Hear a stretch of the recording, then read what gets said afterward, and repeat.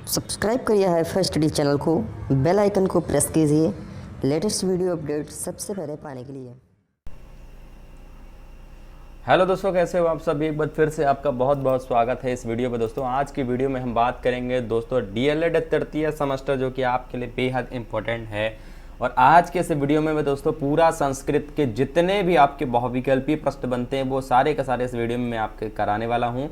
जितने भी बहुविकल्पी प्रश्न बनेंगे सभी इस वीडियो में इंक्लूड होंगे दोस्तों। एक भी क्वेश्चन इस वीडियो से दोस्तों बाहर नहीं जाने वाला है। तो सुपर फास्ट तरीके से हम लोग जितने भी बहुविकल्पी प्रश्न हैं वो यहाँ पर देखने वाले हैं। चैप्टर 1 से लेकर के जितने भी आपके चैप्टर हैं वो सारे के सारे हम देखेंगे। नेक्स्ट वीडियो हमारा जो आएगा वो दोस्तों आपके जितने भी प्रीवियस ईयर पेपर है वो सॉल्व करा दिए जाएंगे। उसके बाद जब जो क्वेश्चन आपके बहुविकल्पी प्रीवियस ईयर में पूछे गए हैं उनकी भी एक सीरीज लेकर के आऊँगा, ताकि आपकी तैयारी में कोई कमी ना हो सके और जितने भी हैं बहुत बेहतरीन तरीके से आपकी तैयारी हो जाएगी। ठीक है, चलिए पहले प्रश्न की बात करते हैं। यहाँ पर दिया गया है कि आकार का उच्चारण स्थान क्या है। भाई आकार का उच्चारण स्थान क्या है। कंठ है, तालु है, मूर्धा है या नासिका है। तो क्वेश्चन नंबर 1 का राइट आंसर क्या हो जाएगा, तो वो हो जाएगा सर ऑप्शन नंबर ए के साइड चला जाएगा। क्या हो जाएगा सर, कंठ हो जाएगा हमारा right answer. Option number A को लॉक कर देंगे।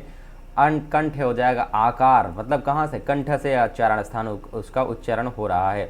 सेकंड नंबर हो जाएगा इकार का उच्चारण स्थान। इकार का उच्चारण स्थान क्या हो जाएगा, तो इकार का जो उच्चारण स्थान है वो क्या हो जाएगा, इकार मतलब तालु से हो रहा है।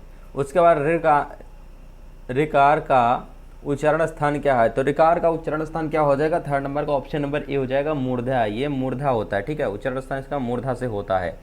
नेक्स्ट हो जाएगा हमारा यहाँ पर सबसे इंपॉर्टेंट है फोर्थ नंबर। दोस्तों इसको आप लोग अच्छे से दिमाग में अपने बैठा लीजिएगा। का वर्ग का उच्चारण स्थान क्या है। का वर्ग का उच्चारण स्थान क्या होता है, तालु होता है, दंत्य होता है, नासिका होता है या कंठ होता है। का वर्ग की बात की गई, क मतलब आप लोग क कहिएगा तो क्या निकल रहा है भाई साहब, कंठ से निकल रहा है। ऑप्शन नंबर सी को लॉक कर देंगे। नेक्स्ट हो जाएगा हमारा कि उकार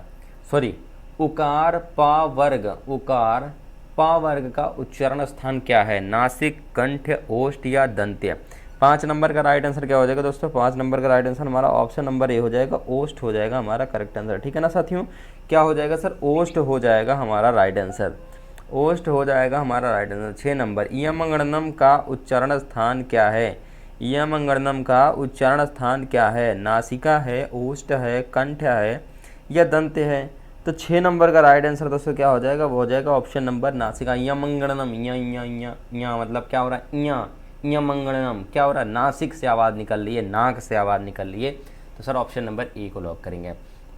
नेक्स्ट हो जाएगा 7 नंबर यहाँ पर कि अधोलिखित में से किसका उच्चारण स्थान कंठ तालु से है। अधोलिखित में से किसका उच्चारण स्थान कंठ तालु से है। उ ए री ओ क्या हो जाएगा 7 नंबर का, वो हो जाएगा ए का क्या है, कंठ तालु। ए मतलब कंठ में झंझनाहट होती है ना, कंठ तालु से होता है। 8 नंबर हो जाएगा यहाँ पर कि अधोलिखित में से किसका उच्चारण कंठोष्ठ है। अधोलिखित में से किसका उच्चारण कंठोष्ठ है, लृ, ए, ओ, या।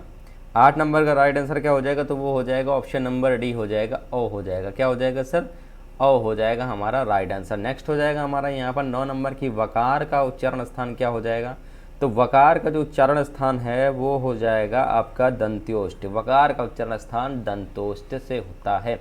10 नंबर क्वेश्चन, अभ्यंतर प्रयत्न कितने प्रकार के होते हैं। अभ्यंतर प्रयत्न कितने प्रकार के होते हैं, 2 प्रकार के होते, 5 प्रकार के होते हैं, 7 प्रकार के होते हैं या फिर आपका 23 यानी 23 प्रकार के होते हैं। ठीक है, तो 10 नंबर का राइट आंसर क्या हो जाएगा, तो 10 नंबर का right answer sir option number B हो जाएगा।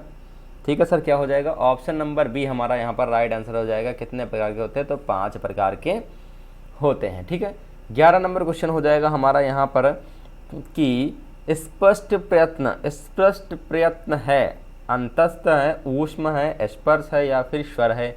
11 नंबर का राइट आंसर क्या हो जाएगा, तो सर 11 नंबर का राइट आंसर आपका स्पर्श हो जाएगा, यानी ऑप्शन नंबर सी को यहाँ पर लॉक कर देंगे।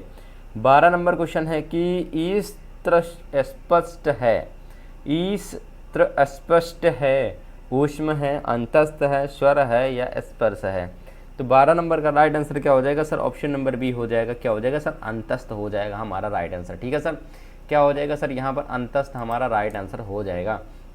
नेक्स्ट क्वेश्चन की बात करते हैं 13 नंबर की। खर वर्ण है श्वास, अघोष, अल्प प्राण या क्षमार, घोष या महाप्राण। तो भाई राइट आंसर क्या हो जाएगा 13 नंबर का, वो हो जाएगा आपका ऑप्शन नंबर ए हो जाएगा, श्वास और अघोष। खर जो है श्वास और अघोष के अंतर्गत आता है। हर्ष स्वर में जो हर्ष है आ है, हर्ष में आ है, स्पष्ट है, संवृत्त है, विवृत्त है या ईर्षित स्पष्ट है। ठीक है, जल्दी से बताइए 14 नंबर। तो राइट आंसर क्या हो जाएगा 14 नंबर का, ऑप्शन नंबर सी हो जाएगा, समृद्ध हो जाएगा। ठीक है, याद कर लीजिएगा इसको आप लोग, समृद्ध हो जाएगा। इसकी पीडीएफ टेलीग्राम पे आपको प्रोवाइड हो जाएगी, वहाँ से आप लोग इसको जरूर से जरूर अपना डाउनलोड कर लीजिएगा। ठीक है, इसको आप लोग जरूर डाउनलोड कर लीजिएगा। 15 नंबर क्वेश्चन हो जाएगा कि वर्गों के प्रथम तृतीय पंचम वर्ण तथा यण हैं।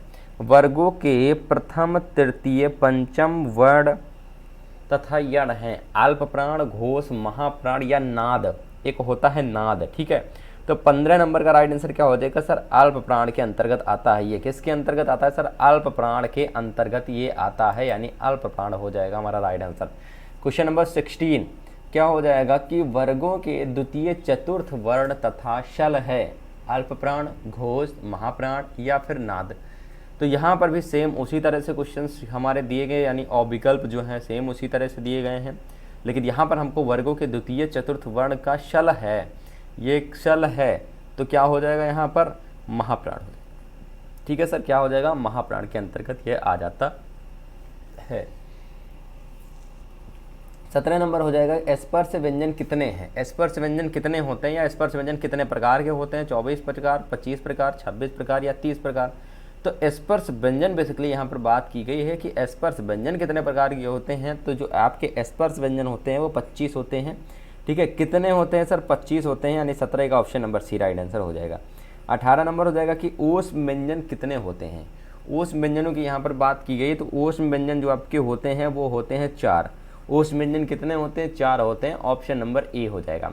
नेक्स्ट हो जाएगा यहाँ पर हमारा 19 नंबर की अंतस्थ व्यंजन कितने होते हैं। तो अंतस्थ व्यंजनों की यहाँ पर बात की गई है, तो अंतस्थ व्यंजन जो होते हैं वो भी आपके 4 ही होते हैं। संस्कृत वर्णमाला में कितने वर्ण होते हैं। तो संस्कृत वर्णमाला में जो आपके संस्कृत वर्णमाला में जो आपके वर्ण होते हैं वो टोटल वर्णों की संख्या होती है वो 46 होती है। कितनी होती है सर, 46 होती है। ठीक है, उसके बाद स्वरों की संख्या कितनी होती है। तो स्वरों की संख्या तो आपको पता है 11 13 होते हैं ना, तो मतलब 13 होती है। ठीक है, 13 होती हैं। तो यहाँ पर क्या हो जाएगा सर, ऑप्शन नंबर डी को यहाँ पर लॉक कर देंगे। ठीक है, इसकी पीडीएफ टेलीग्राम पे आपको मिल जाएगी। नेक्स्ट चैप्टर से यहाँ शुरुआत करते हैं। नेक्स्ट चैप्टर का जो हमारा पहला प्रश्न हो जाएगा, नेक्स्ट चैप्टर का जो हमारा पहला प्रश्न हो जाएगा, देखिए ये हमारा जो चैप्टर है ये सबसे बड़ा चैप्टर है। इससे पहले वाले चैप्टर में 21 प्रश्न थे, लेकिन यहाँ पर आपके लगभग 30 समथिंग है, 28 से 30 प्रश्न जरूर से जरूर इस चैप्टर से बनते हैं, और ये काफ़ी बड़ा चैप्टर भी है। ठीक है, तो यहाँ पर सबसे पहला क्वेश्चन हो जाएगा कि दीर्घ संधि का सूत्र क्या हो जाएगा। ये सूत्र तो आप लोगों ने पढ़ा है, ये सूत्र आपने थ्योरी वाली क्लास में बिल्कुल पढ़ा है, कहीं ना कहीं इसको पढ़ा जरूर होगा। हम मान ही नहीं सकते कि इसको आपने नहीं पढ़ा है। दीर्घ संधि का जो सूत्र होता है भाई साहब वो क्या होता है, अकः सवर्णे दीर्घा होता है। अकः सवर्णे दीर्घा होता है सर, ऑप्शन नंबर बी को यहाँ पर लॉक करके चले आएंगे और हमारा आंसर सही हो जाएगा। नेक्स्ट हो जाएगा हमारा सेकंड नंबर की सुखार्थी में संधि है। सुखार्थी में संधि है, दीर्घ है, अयाद है, गुड़ है या फिर यड़ है। Second number right answer option number A हो जाएगा। क्या हो जाएगा सर, दीर्घ संधि हो जाएगी। सुखार्थी यानी दीर्घ संधि हो जाएगी यहाँ पर हमारी। उसके बाद भानुदयामी संधि कौन सी हो जाएगी। तो भानुदयामी जो संधि की बात की गई है वो भी इसमें दीर्घ संधि की ही बात की गई है, अकः सवर्णे दीर्घा। ठीक है, ओके। उसके बाद बात करते हैं कि गुण संधि का सूत्र है। गुण संधि का सूत्र क्या हो जाएगा। तो ये भी आपका सबसे इम्पोर्टेंट है, पढ़ा भी है आपने। क्या बोलते हैं, गुण संधि का जो सूत्र हो जाएगा मेरे दोस्तों वो हो जाएगा आद गुणः। ठीक है, आद गुणः।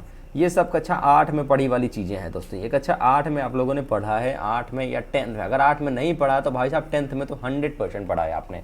ठीक है, नेक्स्ट हो जाएगा हमारा यहाँ पर कि तवलकार में संधि है। तवलकार में संधि है, दीर्घ है, वृद्धि है, गुण है या फिर यच है। 5 नंबर का राइट आंसर दोस्तों क्या हो जाएगा, ऑप्शन नंबर बी हो जाएगा, गुण संधि के अंतर्गत ही आता है। आकाश पड़े दीर्घ या आदि गुणा जो है, गुण संधि का सूत्र क्या होता है, आदि गुणा, यानी तवल्लकार में कौन सी संधि है, तो गुण संधि के अंतर्गत आ जाएगा। देवर्षि में कौन सी संधि है, तो देवर्षि की अगर बात की गई है तो इसमें भी आपका गुण संधि के अंतर्गत ही आता है, गुण संधि ही हो जाएगा। नेक्स्ट हो जाएगा 7 नंबर के महोदया में कौन सी संधि है, तो महोदया की अगर बात की जाए तो इसमें भी आपका गुण संधि के अंतर्गत ही आता है। ये तीनों आपके जितने भी हैं गुण संधि के अंतर्गत ही आते हैं। 8 नंबर हो जाएगा कि धत्रांशः में संधि कौन सी हो जाएगी, तो इसमें अगर संधि की बात करता है तो इसमें भी आपका यण संधि की हो जाएगा। यहाँ पर कौन सी संधि हो जाएगा, यण संधि हो जाएगा। वृद्धि संधि का सूत्र क्या हो जाएगा, तो वृद्धि संधि का सूत्र भी आपने पढ़ा होगा, वृद्धिरेचि। वृद्धिरेचि जो है ये वृद्धि संधि का सूत्र होता है, वृद्धिरेचि वृद्धि संधि का सूत्र होता है। सदयों का संधि विच्छेद कीजिए, सदयो सदा प्लस एव या सद प्लस एव या सद एव या सदा प्लस अव, तो यहाँ पर राइट आंसर क्या हो जाएगा 10 नंबर का, वो हो जाएगा आपका सदा प्लस एव सदयो। ठीक है, सदा प्लस एव सदयो होता है, ऑप्शन नंबर सी को लॉक कर देंगे। यहाँ पर हमारा राइट आंसर बिल्कुल करेक्ट हमारा हो जाएगा, कोई इसको कट कर नहीं सकता है। नेक्स्ट, तथयो का संधि विच्छेद करना है, तथयो का, तथा प्लस एव, तद प्लस एव या तत् प्लस एव या तम प्लस एव, तो तथयो का संधि विच्छेद की यहाँ पर बात की गई है मेरे प्यारे साथियों। तो यहाँ पर क्या हो जाएगा, तथा प्लस एव हमारा राइट आंसर हो जाएगा, ऑप्शन नंबर इसको लॉक करेंगे सर, सी को लॉक करेंगे। 12 नंबर हो जाएगा ने प्लस अनम की संधि है, ने प्लस अनम की कौन सी संधि हो जाएगा, नयनम हो जाएगा, नायनम हो जाएगा, नायानम हो जाएगा या फिर नयम हो जाएगा। तो भाई राइट आंसर क्या हो जाएगा 12 नंबर का, वो हो जाएगा आपका ऑप्शन नंबर ए, ने प्लस अनम नयनम हो जाएगा हमारा, ऑप्शन नंबर ए को यहाँ पर लॉक करके चले आएंगे फटाफट तरीके से। 13 नंबर क्वेश्चन हो जाएगा कि भमनम का संधि विच्छेद करना है। भाई साहब भमनम का संधि विच्छेद क्या हो जाएगा, भू प्लस अनम हो जाएगा, भो प्लस अनम हो जाएगा, भाव प्लस अनम हो जाएगा, भा प्लस अनम हो जाएगा। तो 13 नंबर का राइट आंसर क्या हो जाएगा, भो प्लस अनम हो जाएगा, ऑप्शन नंबर सी को यहाँ पर लॉक कर देंगे और लॉक करके हम लोग चले आएंगे। नेक्स्ट 14 नंबर क्वेश्चन हो जाएगा अयादि संधि का सूत्र क्या है, तो अयादि संधि का सूत्र क्या होता है, एचो अयावाया, या फिर आपका क्या हो जाएगा यहाँ पर 14 नंबर का राइट आंसर एचो अयवायाव, एचो अयवायाव जो है ये आपका राइट आंसर हो जाएगा सर, ऑप्शन नंबर ए को लॉक करके यहाँ पर चले आएंगे। ठीक है, चलिए अगले प्रश्न की बात करते हैं। अगला प्रश्न यहाँ पर कहता है कि सज्जन में संधि है, सज्जन में किस प्रकार की संधि है या फिर कौन सी संधि है सज्जन में, वो आपको यहाँ पर बताना है। तो सज्जन में किस प्रकार की संधि हो जाएगी, तो सज्जन में जो संधि हो जाएगी वो आपकी व्यंजन संधि हो जाएगी। क्या हो जाएगी, व्यंजन संधि के अंतर्गत आता है। वागीशा का संधि विच्छेद करना है, वागीशा का संधि विच्छेद करना है, तो वाग प्लस ईशा, वाग प्लस ईशा, वाका प्लस ईशा या वाक प्लस गीशा। तो भाई वागीशा का संधि विच्छेद अगर हम यहाँ पर करेंगे तो वागीशा का संधि विच्छेद हो जाएगा वाक प्लस ईशा, वाक प्लस ईशा हो जाएगा यहाँ पर हमारा right answer question number 16। Question number 17 हो जाएगा कि संयुक्त संधि का सूत्र, इसका संधि का सूत्र क्या हो जाएगा, एस्टुना स्ट्यू या एस्टुना स्ट्यू या एस्टुना एस्टुता स्ट्यू या एस्टुना एस्टुना स्ट्यू। भाई राइट आंसर 17 नंबर का क्या हो जाएगा, वो हो जाएगा आपका ऑप्शन नंबर सी हो जाएगा यहाँ पर, ऑप्शन नंबर सी एस्टुना एस्टुना स्ट्यू। ठीक है, ऑप्शन नंबर सी को यहाँ पर लॉक करके चलिए। चलिए अगला हो जाएगा रिपुज्यः, रिपुज्यः का संधि विच्छेद करना है, रिपुन प्लस जया, रिपु प्लस जया, तो यहाँ पर जल्दी से बताना है आपको 18 नंबर का राइट आंसर क्या हो जाएगा, तब वो हो जाएगा आपका रिपुन प्लस जया यानी रिपुन जया। ठीक है, जगत जननी में संधि है, जगत जननी में संधि है, इसमें कौन सी संधि होगी वो आपको यहाँ पर मेंशन करना है, वो आपको यहाँ पर बताना है कि इसमें कौन सी संधि होगी। ठीक है, तो 19 नंबर में कौन सी संधि होगी, इसमें आपकी संधि हो जाएगी च्युत संधि हो जाएगी, ऑप्शन नंबर किसके साइड चला जाएगा भाई साहब, ऑप्शन नंबर डी के साइड चला जाएगा। तो टीका का संधि विच्छेद करना है, तो टीका का संधि विच्छेद जो हो जाएगा वो हो जाएगा तत् प्लस टीका हो जाएगा, यहाँ पर क्या हो जाएगा सर, तत् प्लस टीका हो जाएगा, ऑप्शन नंबर ए को लॉक करके यहाँ पर हम लोग चले जाएंगे, तत् प्लस टीका हो जाएगा यहाँ पर हमारा करेक्ट आंसर। 21 नंबर हो जाएगा वाक प्लस दानम का संधि रूप है, वाक प्लस दानम का संधि रूप क्या हो जाएगा, वाकी दानम, वाकदानम, वागदानम या वाम दानम। 21 नंबर का राइट आंसर क्या हो जाएगा सर? 21 नंबर का right answer option number B हो जाएगा। क्या हो जाएगा? वागदानम हो जाएगा हमारा करेक्ट आंसर।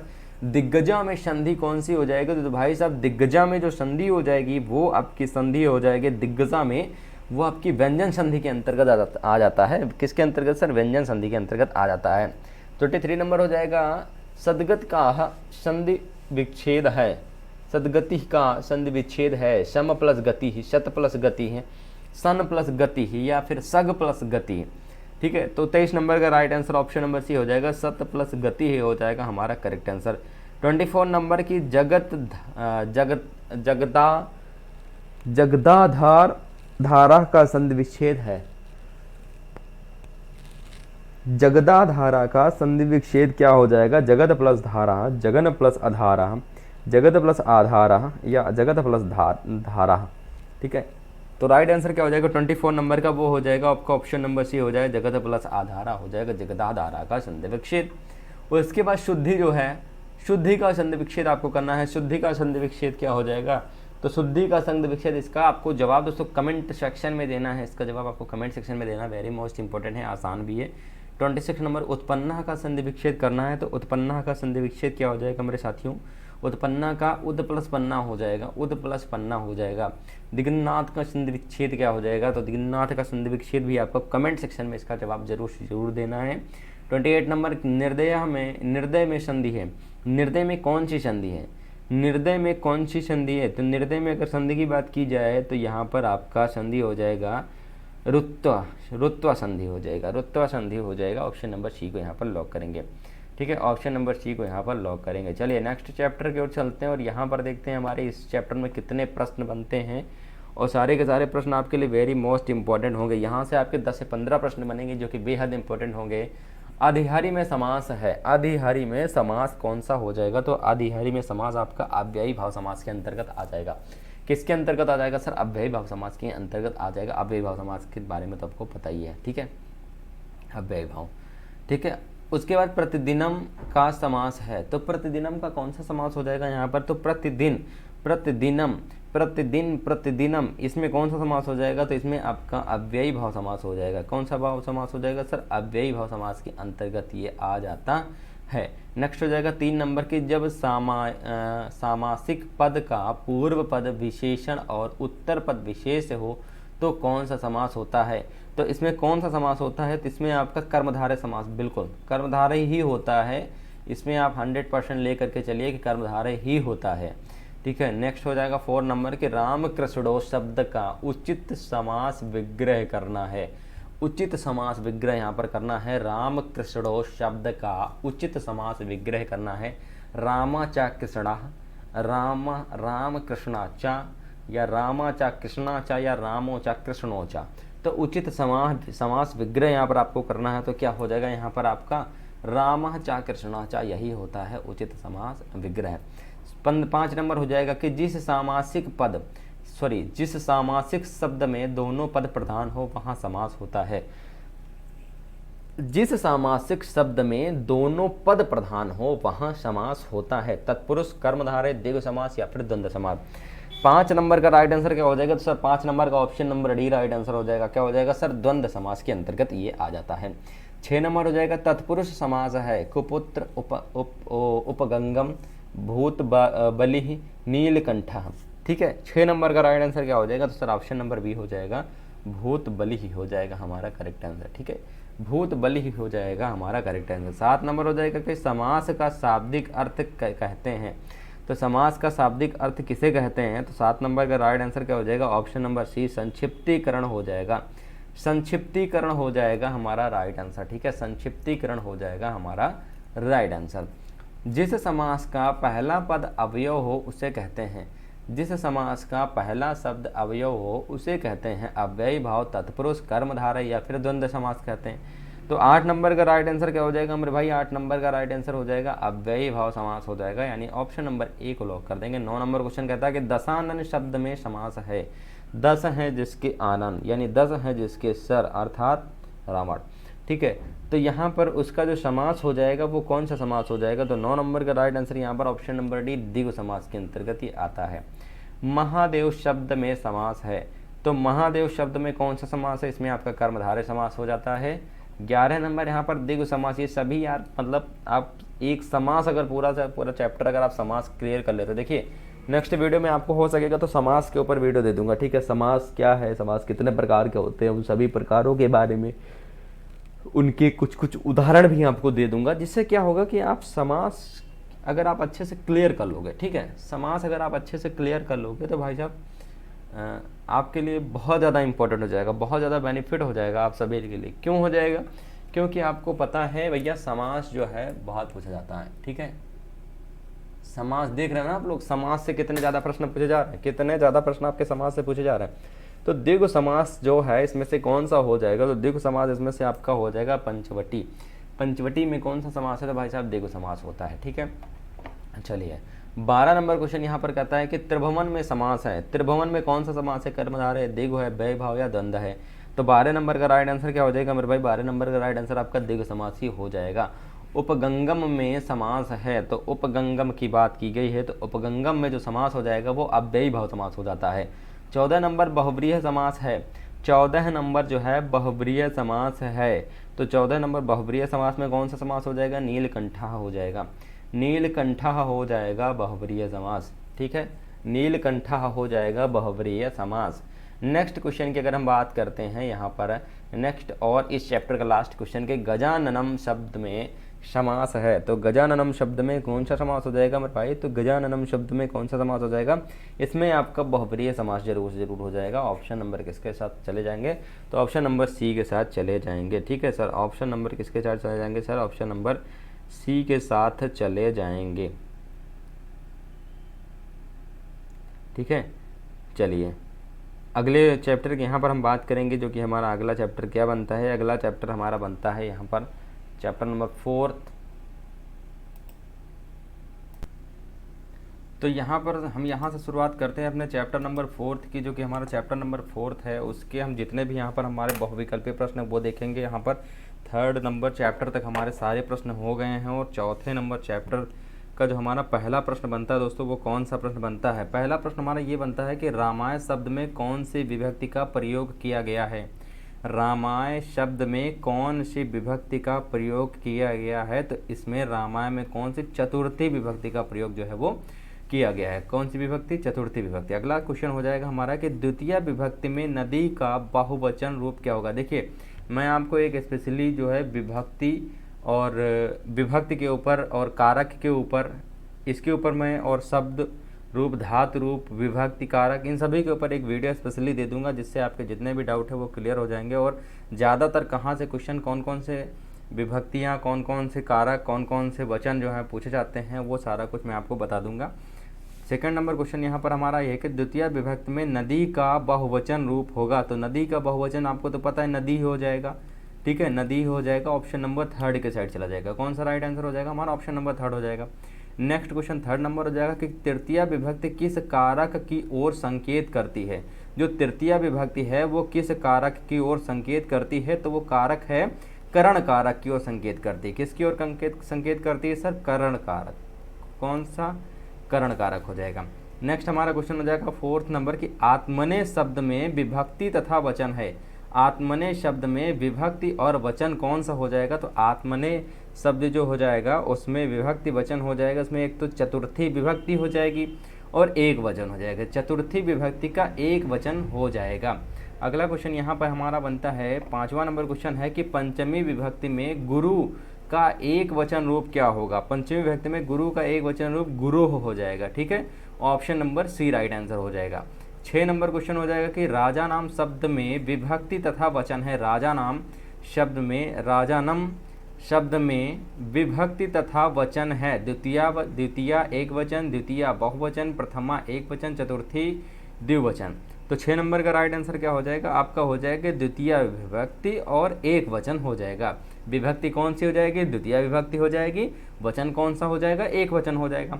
नेक्स्ट क्वेश्चन हमारा हो जाएगा कि पंचमी विभक्ति में हरि का एक वचन रूप होगा, पंचमी विभक्ति में हरि का एक वचन रूप क्या होगा, तो हरि का एक वचन रूप हरे होता है, हरे होता है, यानी ऑप्शन नंबर बी को यहाँ पर लॉक कर देंगे सर।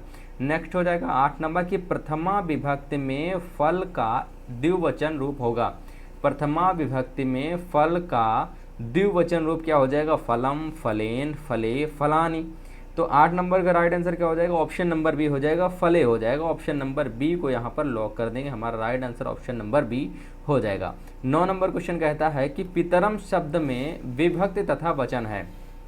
पितरम शब्द में विभक्ति तथा वचन कौन सा हो जाएगा? तो पितरम शब्द में कौन सा विभक्ति हो जाएगा और कौन सा वचन हो जाएगा? तो वो द्वितीय विभक्ति हो जाएगी और एक वचन हो जाएगा। द्वितीय विभक्ति एक वचन के अंतर्गत ये हमारा आता है। 10 नंबर क्वेश्चन हो जाएगा सप्तमी विभक्ति। मैंने आपको बताया ना कि विभक्तियां आप लोग ज़्यादा से ज़्यादा याद कर लें, विभक्ति, वचन, कारक, ठीक है, ये सभी आप जरूर से जरूर याद कर लें। सप्तमी विभक्ति में लता का बहुवचन होगा। सप्तमी विभक्ति में लता का बहुवचन क्या होता है? तो इसका जो बहुवचन होता है वो लतास होता है। ठीक है, बहुवचन क्या होता है? लतास होता है। यहाँ से हमारा चैप्टर शुरू होता है, चैप्टर नंबर नेक्स्ट 5वां, जो कि पहला क्वेश्चन यहाँ पर मिस हो गया है तो कोई दिक्कत नहीं है। क्वेश्चन नंबर 2 से स्टार्ट करेंगे। अवभीत में लकार है। अवभीत में लकार है, इसमें किस प्रकार का कौन सा लकार होगा? तो इसमें लंग लकार होगा। ठीक है, कौन सा लकार होगा? लंग लकार होगा। अरुदित में पुरुष वचन है। अरुदित में पुरुष वचन है, कौन सा पुरुष और कौन सा वचन है?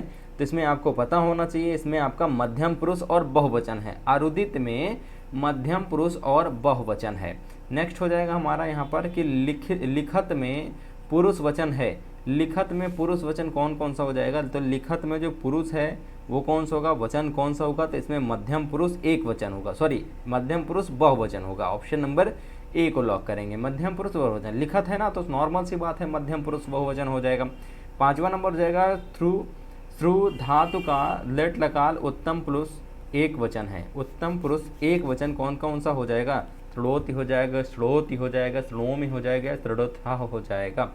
तो 5 नंबर का राइट आंसर क्या हो जाएगा? तो 5 नंबर का हो जाएगा श्रोमि हो जाएगा हमारा करेक्ट आंसर। ठीक है सर, क्या हो जाएगा? श्रोमि हो जाएगा हमारा राइट आंसर। ऑप्शन नंबर किसको लॉक करेंगे? बी को लॉक कर देंगे। अगला हो जाएगा हमारा कि पठेताम।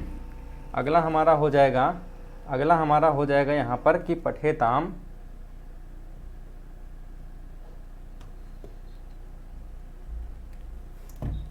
अगला हो जाएगा हमारा कि पठेताम में प्रयुक्त लकार पुरुष तथा वचन बताइए। पुरुष तथा वचन बताइए। तो यहाँ पर क्या हो जाएगा? यहाँ पर 6 नंबर का राइट आंसर हमारा क्या हो जाएगा? ऑप्शन नंबर डी के साइड चला जाएगा। किसके साइड चला जाएगा? विधिलिंग लकार प्रथम पुरुष द्विवचन। विधिलिंग लकार प्रथम पुरुष द्विवचन हो जाएगा। नेक्स्ट क्वेश्चन हमारा 7 नंबर क्या कहता है? 7 नंबर क्वेश्चन जो आपका है वेरी मोस्ट इंपॉर्टेंट क्वेश्चन है, सबसे ज़्यादा इंपॉर्टेंट, सबसे ज़्यादा पूछा जाने वाला क्वेश्चन यहाँ पर है कि आस धातु लंग लकार उत्तम पुरुष बहुवचन होगा। आसम होगा, आस्म होगा, आश्व होगा, आसी होगा। ठीक है, 7 नंबर का राइट आंसर हमारा ऑप्शन नंबर बी हो जाएगा। क्या हो जाएगा? आस्म हो जाएगा। अस धातु लिंग लकार उत्तम पुरुष। अस धातु लिंग लकार उत्तम पुरुष का क्या हो जाएगा हमारा यहाँ पर? आस्म हो जाएगा। ठीक है, क्या हो जाएगा सर? आस्म हो जाएगा। नेक्स्ट क्वेश्चन हमारा 8 नंबर हो जाएगा गच्छन्त में प्रयुक्त लकार पुरुष तथा वचन बताइए। पुरुष तथा वचन बताना है आपको, तो लोट लकार मध्यम पुरुष एक वचन होगा या लट लकार मध्यम पुरुष एक वचन होगा, लूट लकार मध्य प्रथम पुरुष बहुवचन होगा, लिंग लकार प्रथम पुरुष बहुवचन होगा। तो 8 नंबर का राइट आंसर यहाँ पर क्या हो जाएगा सर? ऑप्शन नंबर बी को यहाँ पर लॉक कर देंगे। लोट लकार प्रथम पुरुष एक वचन, लूट लकार प्रथम पुरुष एक वचन, लूट लकार प्रथम पुरुष एक वचन। 9 नंबर हो जाएगा मोदिष्यते। मोदिष्यते में प्रयुक्त लकार होता है या प्रयुक्त लकार बताना है, तो वो कौन सा लकार हो जाएगा? 9 नंबर का राइट आंसर आपका हो जाएगा लट लकार हो जाएगा। कौन सा लकार हो जाएगा आपका? लट लकार के अंतर्गत आता है ये। कौन सा लकार हो जाएगा? लट लकार हो जाएगा हमारा राइट आंसर। ठीक है, चलिए 10 नंबर क्वेश्चन की ओर चलते हैं और देखते हैं यहाँ पर कि कथयतु। कथयतु में प्रयुक्त पुरुष तथा वचन बताइए। कथयतु में जो प्रयुक्त पुरुष और वचन है, इसमें आपका प्रथम पुरुष एक वचन होगा। कथयतु में क्या होगा? प्रथम पुरुष एक वचन होता है। अगला चैप्टर हो जाएगा हमारा यहाँ पर चैप्टर नंबर 6। चैप्टर नंबर 6 यहाँ पर हम लोग देखेंगे। चैप्टर नंबर 6 का हमारा जो पहला क्वेश्चन हो जाएगा वो हो जाएगा संबंध कारक में विभक्तियाँ होती हैं या विभक्ति होती है। तो आपको पता है संबंध कारक में षष्ठी विभक्ति होती है। कौन सी विभक्ति होती है सर? षष्ठी विभक्ति होती है। नेक्स्ट क्वेश्चन का जवाब आपको कमेंट सेक्शन में देना है। चतुर्थी विभक्ति में कारक होता है, चतुर्थी विभक्ति में कारक होता है, चतुर्थी विभक्ति में कारक होता है। देखिए, एक तो संप्रदान, एक संबंध, एक अपादान, एक अधिकरण। देखिए मैं आपको दो चीज़ें यहाँ पर मैं दो ऑप्शन आपके दिए दे रहा हूँ जिनमें से एक सही होगा। देखिए अधिकरण तो होगा नहीं, अपादान होगा नहीं। अब आपको यहाँ पर बताना है संप्रदान होगा या संबंध होगा, इन दोनों में से आपको कमेंट सेक्शन में जवाब देना है। नेक्स्ट हो जाएगा यहाँ पर कि साधकतम करणम सूत्र है, साधकतम करणम सूत्र है, ये किसका है? कर्ता कारक का है, कर्म कारक का है, करण कारक का है, संबंध कारक का है। तो इसमें भी मैं आपको बता दे रहा हूँ, यहाँ पर कर्ता कारक होगा नहीं, साधकतम करणम, उसके बाद संबंध कारक होगा नहीं आपको बताना यहाँ पर करण कारक या कर्म कारक, इन दोनों में से आपको बताना है कि इसमें से राइट आंसर आपका कौन सा हो जाएगा। 4th नंबर का जवाब भी आपको कमेंट सेक्शन में देना है, सबसे इंपॉर्टेंट क्वेश्चन है, इसका भी जवाब आपको कमेंट सेक्शन में देना है। 5वें नंबर और 6ठे नंबर यहाँ पर देख लीजिए आप लोग, 2 number, 3 number, 4 number, 5 number, 6 number, इनका जवाब आपको दोस्तों कमेंट सेक्शन में देना है। क्वेश्चन नंबर 7, भय अर्थ वाली धातुओं के योग में विभक्ति होती है, भय अर्थ वाले धातुओं के योग में विभक्ति होती है, कौन सी विभक्ति होती है? उसमें आपकी पंचमी विभक्ति होती है। ठीक है, ऊपर भी यहाँ पर विभक्तियाँ ही दी गई, सिर्फ आपको विभक्तियाँ ही बताना है। ठीक है, तो इसमें कौन सी विभक्ति होती है? पंचमी विभक्ति होती है। अधिकरण कारक में विभक्ति होती है सप्तमी, तृतीया, षष्ठी या चतुर्थी। तो 8 नंबर का राइट आंसर आपका सप्तमी विभक्ति के अंतर्गत ही आता है। किसके अंतर्गत आता है सर? सप्तमी विभक्ति। 9 नंबर का क्वेश्चन का भी जवाब आपको देना है। आधार के प्रकार होते हैं, आधार के प्रकार होते हैं 2, 4, 3, 5, इनका जब जवाब आपको कमेंट सेक्शन में देना है। और 10 नंबर का भी जवाब आपको किस में देना है सर? कमेंट सेक्शन में देना है। कौन सा क्वेश्चन है कि जिसमें कोई वस्तु समस्त अवयवों में व्याप्त होकर रहती है वह है। ठीक है, जवाब कमेंट सेक्शन में। नेक्स्ट हो जाएगा हमारा यहाँ पर 1st number question chapter number 7 का कि वाचन की निम्नलिखित परिभाषा किसने दी है? कौन सी परिभाषा? वाचन वह क्रिया है जिसमें प्रतीक, ध्वनि और अर्थ साथ साथ चलते हैं। ठीक है, तो यहाँ पर आपको बताना है कि यहाँ पर यह परिभाषा किसने दी है। तो ये परिभाषा राम शकल पांडे ने दी थी। 2nd नंबर हो जाएगा यहाँ पर कि निम्नलिखित में से कौन से श्लोक शिक्षण की परंपरागत विधि है? परंपरागत विधि की यहाँ पर बात की गई है। तुलना विधि, भाषा अनुवाद विधि, व्याख्या विधि या दंडान्वय विधि, दंडान्वय विधि। चलिए जल्दी से बताइए 2nd नंबर। तो इसका राइट आंसर आपका हो जाएगा भाषा अनुवाद विधि हो जाएगा। क्या हो जाएगा? भाषा अनुवाद विधि के अंतर्गत ये आता है। 3 नंबर क्वेश्चन हो जाएगा वाचन के मुख्य प्रकार होते हैं। तो वाचन के जो मुख्य प्रकार होते हैं वो कौन से होते हैं? 2 होते हैं। वाचन के मुख्य प्रकार 2 होते हैं, ऑप्शन नंबर ए। 4था नंबर हो जाएगा सस्वर वाचन का भेद है। सस्वर वाचन का भेद है आदर्श वाचन है, अनुकरण वाचन है, आदर्श एवं अनुकरण वाचन दोनों है या इनमें से कोई नहीं। तो 4th नंबर का राइट आंसर क्या हो जाएगा आपका? यहाँ पर आदर्श एवं अनुकरण वाचन हो जाएगा। यहाँ पर आपका ये भी दे सकता था ऑप्शन नंबर ए व बी, या फिर ऑप्शन नंबर को ही रख देता है। दोनों तरीके से ये आपका क्वेश्चन पूछा जा सकता है। अनुकरण वाचन के प्रकार हैं, अनुकरण वाचन के कौन कौन से प्रकार हैं? तो अनुकरण वाचन के प्रकार आपका व्यक्तिगत पठन हो जाएगा, सामूहिक पठन हो जाएगा, ये दोनों हो जाएगा या इनमें से कोई नहीं। तो जैसा कि मैंने आपको बताया दोस्तों यहाँ पर कि क्वेश्चन नंबर 4 की तरीके 5 की तरीके से आपका 4th भी जा सकता है, क्योंकि यहाँ पर जैसे ये दोनों दिया गया है, या दे सकता है ए व बी, या जैसे कि 4th नंबर में दिया गया आदर्श और अनुकरण, इसी तरह यहाँ पर भी दे सकता है कि व्यक्तिगत और सामूहिक।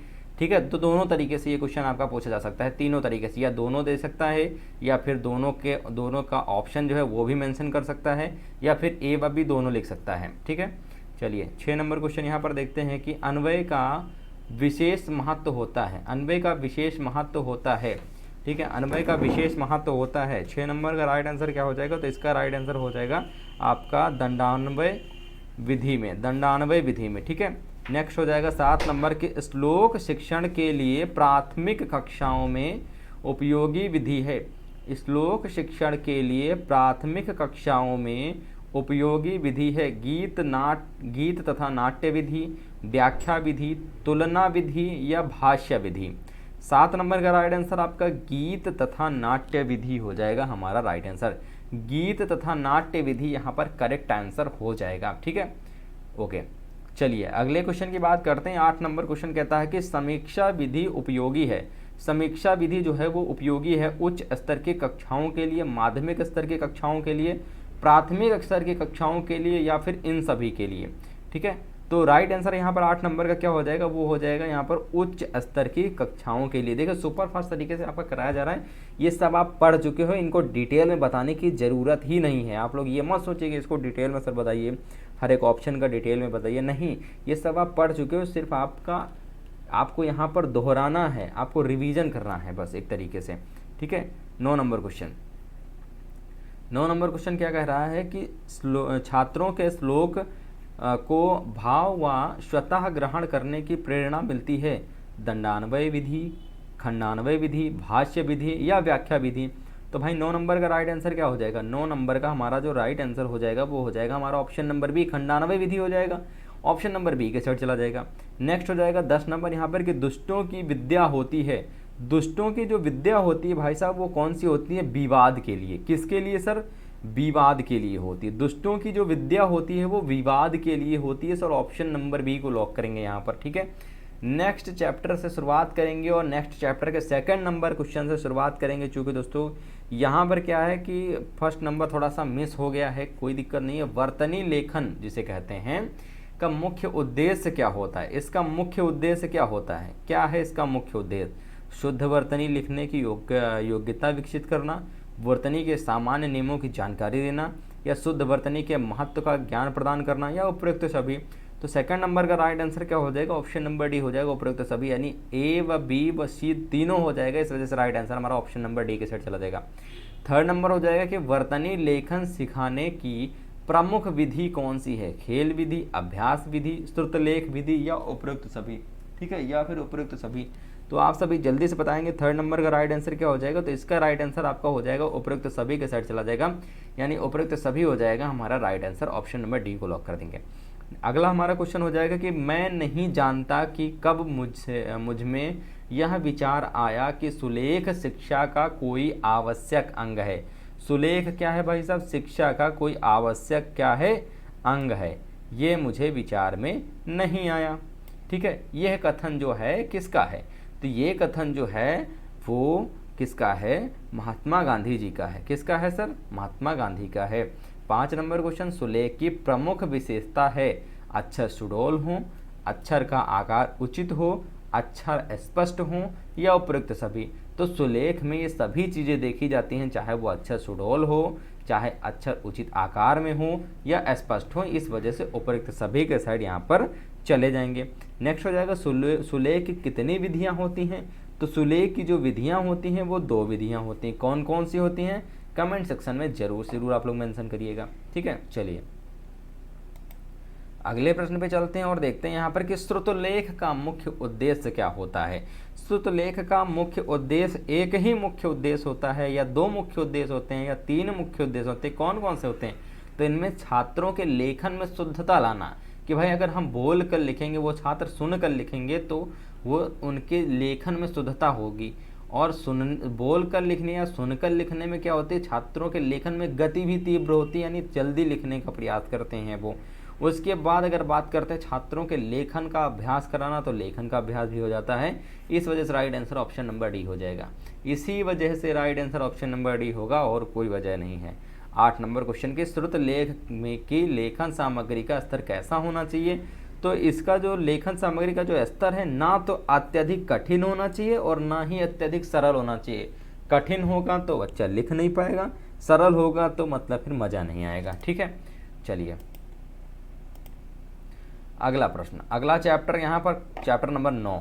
चैप्टर नंबर 9 का पहला क्वेश्चन बनता है कि दीपावली शुभाशया का हिंदी अर्थ बताना है। इसका आपको हिंदी अर्थ बताना है। जी हाँ, इसका आपको हिंदी अर्थ बताना है। तो इसका हिंदी अर्थ क्या हो जाएगा वो आप सभी को यहाँ पर बताना है। ठीक है, चलिए जल्दी से बताइए आप सभी। देखिए इसका हिंदी अर्थ जो हो जाएगा वो हो जाएगा दीपावली की शुभकामनाएं। दीपावली की शुभकामनाएं।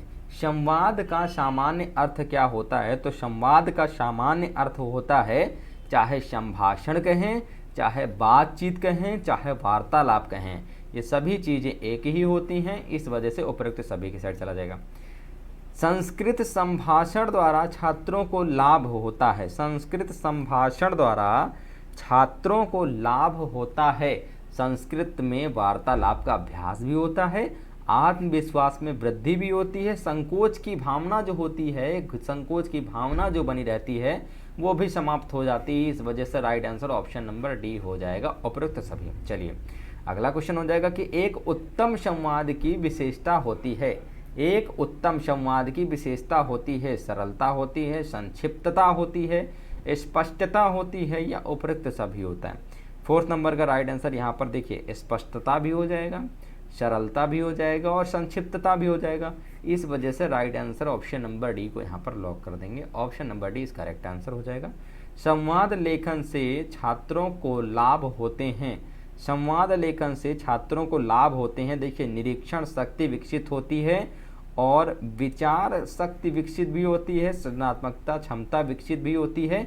इस वजह से राइट आंसर उपयुक्त सभी हो जाएगा। हमारा right answer option number D को यहाँ पर लॉक कर देंगे, हमारा राइट आंसर हो जाएगा।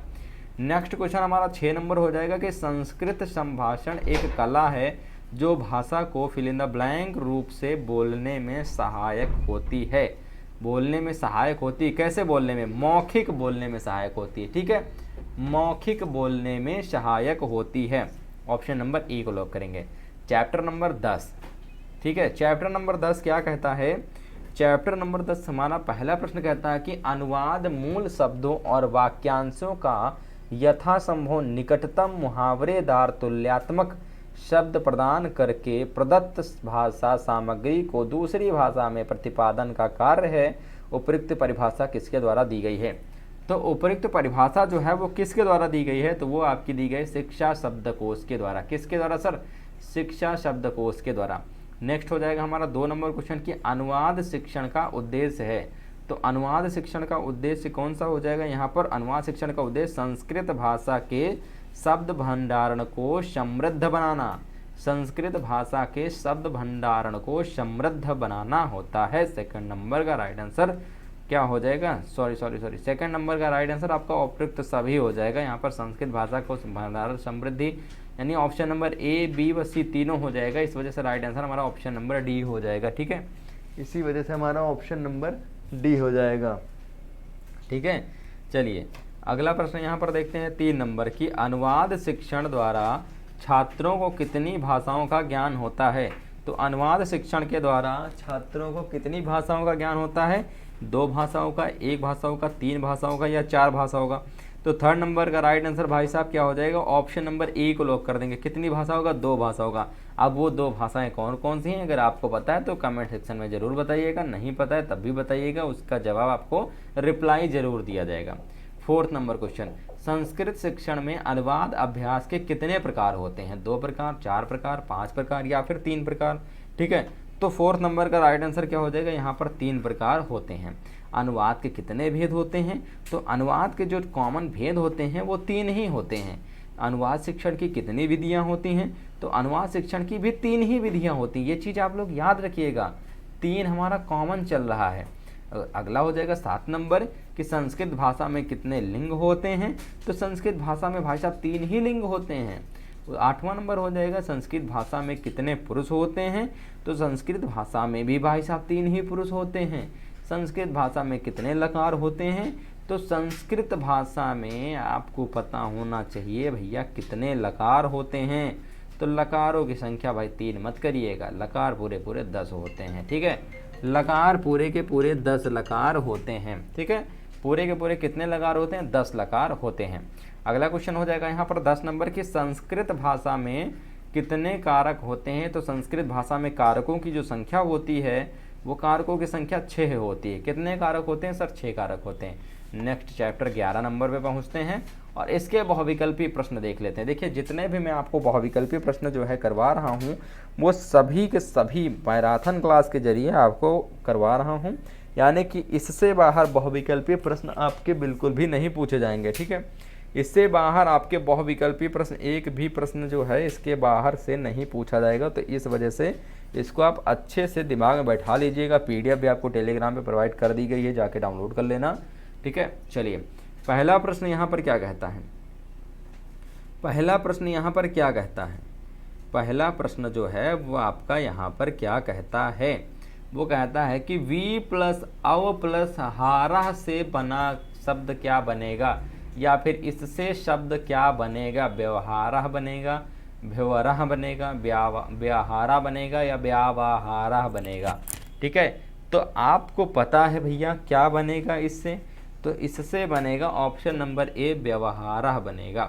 प्रति प्लस उप प्लस कारः से क्या बनता है, प्रत्योपकारः बनता है, प्रत्योपकारः बनता है, यानी ऑप्शन नंबर किसके साइड चला जाएगा, बी के साइड चला जाएगा।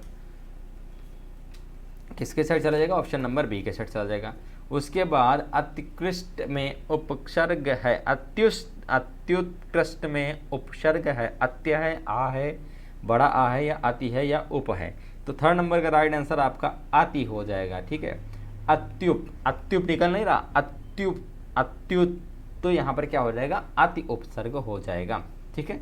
चलिए नेक्स्ट हो जाएगा यहाँ पर कि संस्कृत भाषा में कितने उपसर्ग हैं, तो संस्कृत भाषा में उपसर्गों की जो संख्या है वो कितनी है, 22 है। अगला हो जाएगा दुर्व्यवहार में उपसर्ग हैं, तो दुर्व्यवहार में उपसर्ग जो हो जाएगा वो आपका हो जाएगा दुर, ठीक है। ऑप्शन नंबर ए हो जाएगा यहाँ पर हमारा राइट आंसर। अगला हो जाएगा निष्कलंक में उपसर्ग है, निष्कलंक में उपसर्ग कौन सा हो जाएगा, तो इसमें आपका निस उपसर्ग हो जाएगा, ठीक है। कौन सा उपसर्ग हो जाएगा, निस हो जाएगा।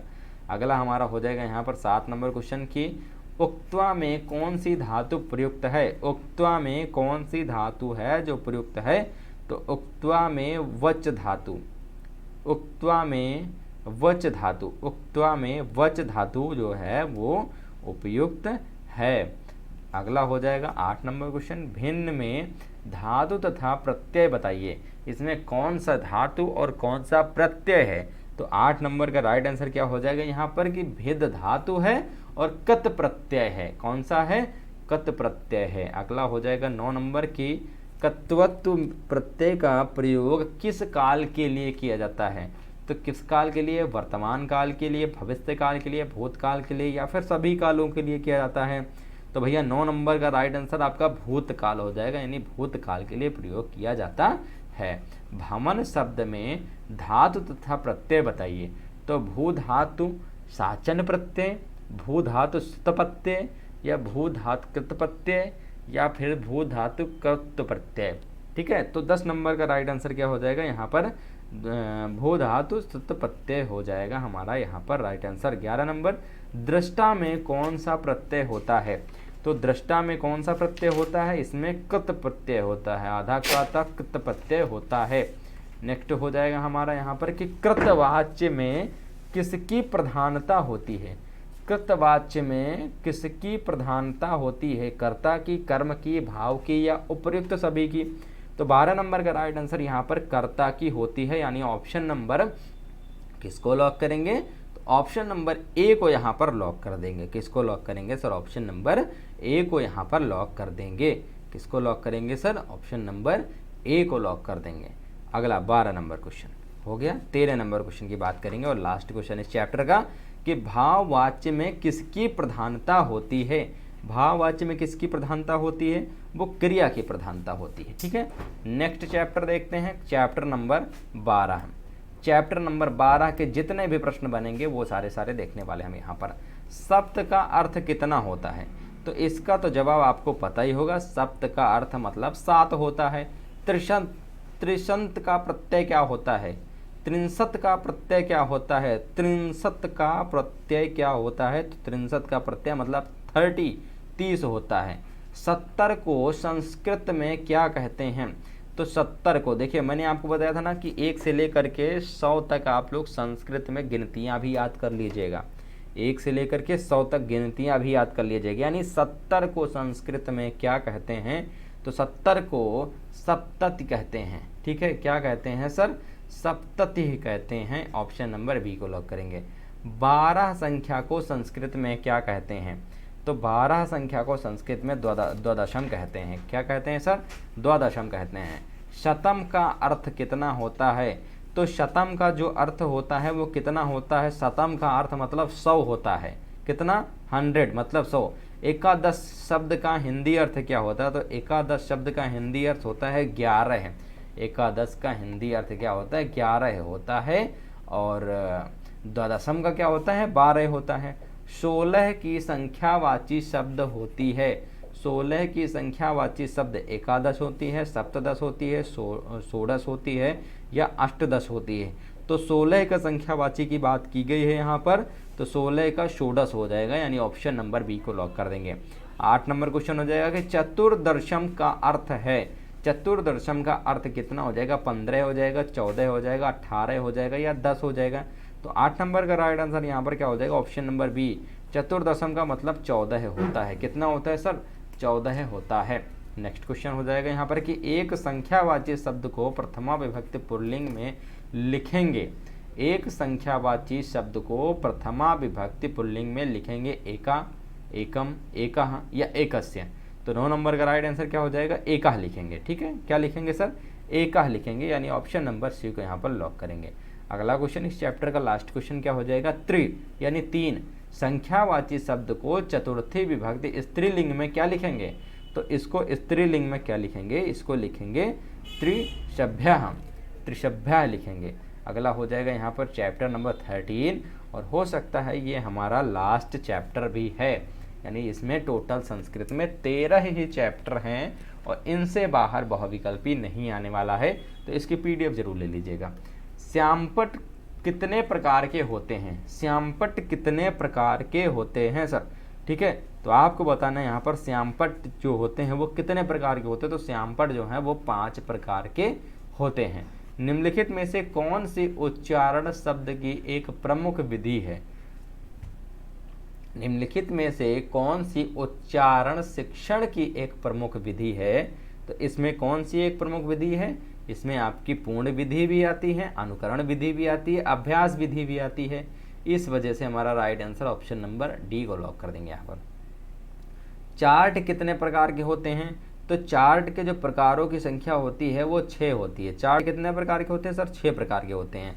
उसके बाद हो जाएगा यहाँ पर 4th नंबर की उच्चारण दोष के प्रमुख कारण है। उच्चारण दोष के जो प्रमुख कारण है वो कौन कौन से हैं, इसमें आपका मानसिक भी आता है, शारीरिक भी आता है, भौगोलिक भी आता है। इस वजह से राइट आंसर उपयुक्त सभी के साइड यहाँ पर चला जाएगा। ठीक है, नेक्स्ट क्वेश्चन की बात करते हैं यहाँ पर कि प्रक्षेपण के आधार पर, प्रक्षेपण के आधार पर श्रव्य दृश्य सामग्री, प्रक्षेपण के आधार पर श्रव्य दृश्य सामग्री के प्रकार हैं 2 प्रकार, 4 प्रकार, 3 प्रकार या फिर 7 प्रकार। तो भाई राइट आंसर यहाँ पर क्या हो जाएगा, 2 प्रकार। ठीक है, कितने प्रकार सर, 2 प्रकार। प्रतिमान कितने प्रकार के होते हैं, तो प्रतिमान भाई साहब 3 प्रकार के, 2 प्रकार के, 4 प्रकार के या 5 प्रकार के। तो 6 नंबर का राइट आंसर आपका 2 प्रकार हो जाएगा। ठीक है, प्रतिमान जो होते हैं वो कितने प्रकार के होते हैं, तो वो आपके 2 प्रकार के होते हैं। नेक्स्ट हो जाएगा हमारे यहाँ पर कि खेल विधि के जन्मदाता हैं हेनरी कॉल्डवेल कुक हैं या मारिया मॉन्टेसरी हैं, फ्रोबेल हैं या किलपैट्रिक हैं। तो भाई खेल विधि के जन्मदाता जो हैं ये आपका बाल विकास शिक्षण निगम से लिया गया है। सबसे इंपॉर्टेंट है यहाँ पर प्रोजेक्ट विधि जो है वो भी है, श्यामपट्ट का आविष्कार आगे क्वेश्चन आएगा वो भी। ये सारे क्वेश्चन आपके उसी से paper first and paper second से लिए गए हैं। तो खेल विधि के जो जन्मदाता हैं वो कौन हैं, तो खेल विधि के जो जन्मदाता हैं वो फ्रोबेल हैं। ठीक है, कौन है सर, फ्रोबेल हैं। ठीक है, चलिए अगले प्रश्न की बात करते हैं यहाँ पर कि प्रोजेक्ट विधि के जन्मदाता कौन है, तो प्रोजेक्ट विधि के जो जन्मदाता हैं वो किलपैट्रिक हैं। ठीक है, श्यामपट्ट का आविष्कार किसने किया था, तो श्यामपट्ट का आविष्कार जो था दोस्तों वो किसने किया था, तो श्यामपट्ट का आविष्कार जो था वो किया था जेम्स विलियम ने। जेम्स विलियम ने श्यामपट्ट का आविष्कार किया था। उच्चारण शिक्षण की विधियां हैं, तो उच्चारण शिक्षण की कितनी विधियां हैं, तो उच्चारण शिक्षण की टोटल 12 विधियां होती हैं। निम्नलिखित में से शिक्षण की प्राचीन विधि है, निम्नलिखित में से शिक्षण की प्राचीन विधि, सबसे प्राचीन विधि होती है ये प्रश्नोत्तर विधि होती है। ठीक है, सबसे प्राचीन विधि के अंतर्गत आता है प्रश्नोत्तर विधि। इसके बाद में एक और वीडियो लेकर के आऊँगा, इसके संस्कृत के काफ़ी सारे वीडियो मैं लेकर के आऊँगा, लिंग वचन कारक के ऊपर वीडियो लेकर के आऊँगा। ठीक है, समास के ऊपर भी वीडियो लेकर के आऊँगा और वचनों पर आधारित प्रश्न होंगे, संज्ञा लिंग वचन कारक, संस्कृत में नाम वर्ण परिचय, ये सभी क्या है, लकार वगैरह, ये सभी आपके में पूछा जाता है और इम्पोर्टेंट भी है। ठीक है, इस वीडियो को ज़्यादा से ज़्यादा अपने दोस्त मित्रों के साथ जरूर से जरूर शेयर करिएगा। पीडीएफ लेने के लिए टेलीग्राम जरूर से जरूर ज्वाइन करें, वहीं पर आपको पीडीएफ जो है वो प्रोवाइड कराई जाएगी। ठीक है, इस वीडियो को ज़्यादा से ज़्यादा शेयर करें। मिलेंगे नेक्स्ट वीडियो के साथ। जय हिंद, वंदे मातरम।